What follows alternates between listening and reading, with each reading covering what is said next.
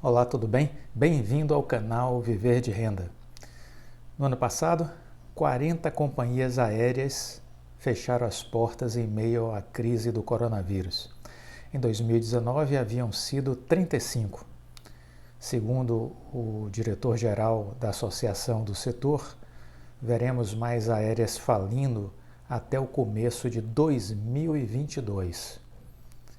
Essa é a realidade deste segmento, duramente castigado pela crise do coronavírus.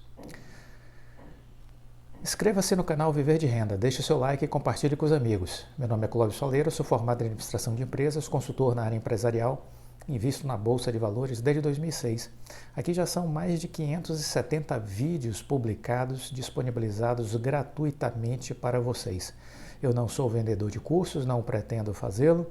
Eu aqui compartilho a minha curva de aprendizagem, ou seja, 30 anos como consultor, vivendo dentro de empresas, convivendo com a alta administração dessas empresas, participando de processos de planejamento, entendendo a construção de estratégias, a elaboração de projetos, estudos de viabilidade, interagindo com executivos de empresas nacionais e internacionais. Essa experiência me ajuda na área dos investimentos. 15 anos na Bolsa de Valores, erros e acertos cometidos nessa caminhada. Aqui eu procuro transmitir a minha experiência, o que eu aprendi, as coisas que eu faço e espero que isso possa lhe ajudar a construir as suas estratégias. Assista todos os vídeos aqui do canal, maratone e assista todos os vídeos do canal. Eu tenho certeza que isso vai mudar a sua vida, vai transformar a sua vida, você vai mudar de patamar. Nos acompanhe. Muito bem.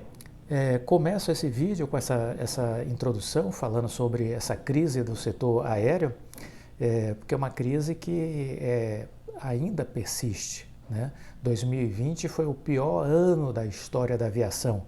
O setor tem grandes desafios pela frente e várias empresas podem não sobreviver ao longo dessa caminhada.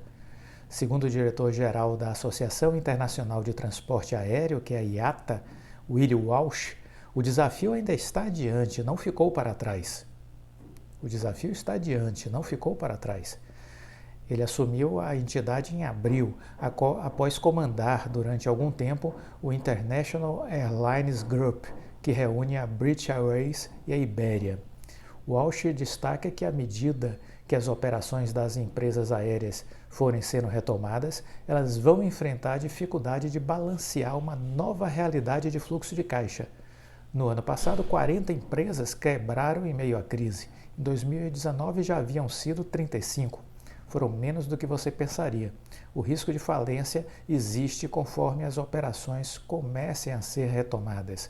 Vamos ver mais empresas falindo. Eu trouxe aqui um pouco dessa entrevista que ele concedeu recentemente. Qual a situação do setor? Um pouco melhor do que em 2020. É bom colocar as coisas em contexto. A receita da indústria caiu 6,4% em 2001.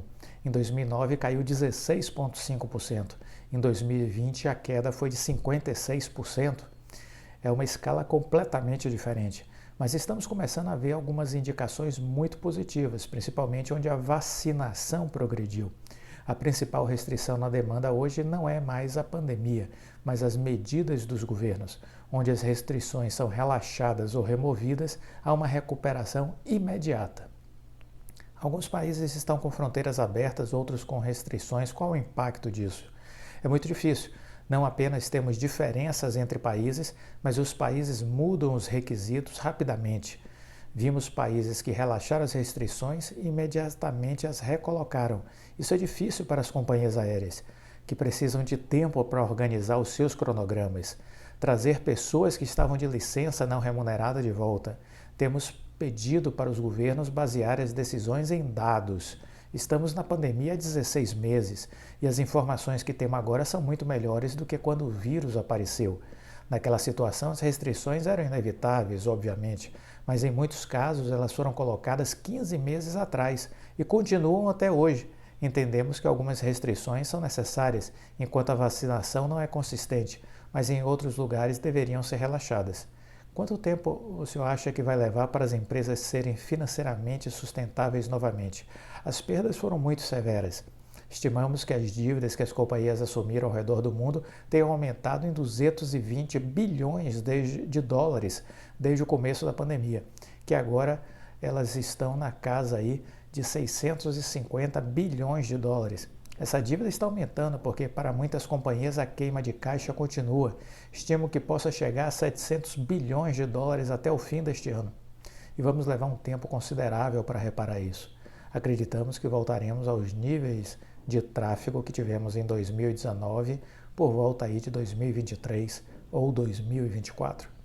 E nos níveis financeiros, o foco tem sido caixa, não lucro, porque é o caixa que te mantém vivo. Algumas companhias estão começando a ter caixa positivo, como as dos Estados Unidos, onde 66% da indústria é doméstica. No Oriente Médio, que tem apenas 4% do mercado doméstico, é mais difícil. Veremos algumas companhias tendo lucros nesse ano, principalmente na América do Norte, mas ainda será muito pequeno. É improvável que voltemos logo ao nível de lucratividade de 2019, e que não foi o melhor ano para a indústria, mas foi um bom ano. É provável que leve anos, talvez 2025 ou 2026.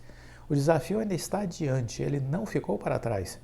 A razão para isso é que muitas empresas reduziram a queima de caixa durante a pandemia porque não estavam voando. Elas não estão tendo gasto com combustível, por exemplo. Conforme as empresas voltarem a voar, esses custos vão voltar muito rápido. A maioria das aéreas vende suas passagens com uma antecipação muito grande, mas por causa da pandemia, pouquíssimas passagens estão sendo vendidas. Temos visto até mesmo nos mercados que se recuperaram que o tempo entre a pessoa comprando e voando diminuiu significativamente. Então, conseguir fluxo de caixa adequado será um grande desafio. As empresas terão de ser muito cuidadosas para balancear isso. Não houve ajuda estatal para as aéreas no Brasil. E apesar de o país não ter fechado, a maioria dos países fechou as fronteiras para os brasileiros. Como avalia as medidas do governo local e a situação do setor aéreo brasileiro? Ter mantido as fronteiras abertas é positivo, mas infelizmente outros países se fecharam para o Brasil. É um grande problema para as empresas que estão lá. Mas o mercado doméstico tem se recuperado, pelo que podemos observar. Estimávamos que o Brasil, o doméstico, em maio estaria cerca de 40% inferior ao de 2019. Mas o mercado internacional, ele, que é mais lucrativo, estava 90% abaixo. O governo fez algumas coisas para ajudar, mas o apoio financeiro foi muito limitado. Vai ser mais difícil para as brasileiras se recuperarem na comparação com os países que receberam ajuda financeira. A indústria americana, por exemplo, e as empresas americanas, elas estão vivas porque houve um forte socorro governamental. Se não houvesse injeção de capital do dinheiro do governo americano, boa parte delas, inclusive as fábricas de aviões, teriam falido, teriam fechado, né? Das empresas associadas à IATA, quantas faliram até agora? Menos do que você pensaria, e isso principalmente porque muitas não estão voando. O risco de falência ainda existe e ela se agrava quando as operações forem retomadas. Vamos ver mais empresas falindo até o começo do ano que vem.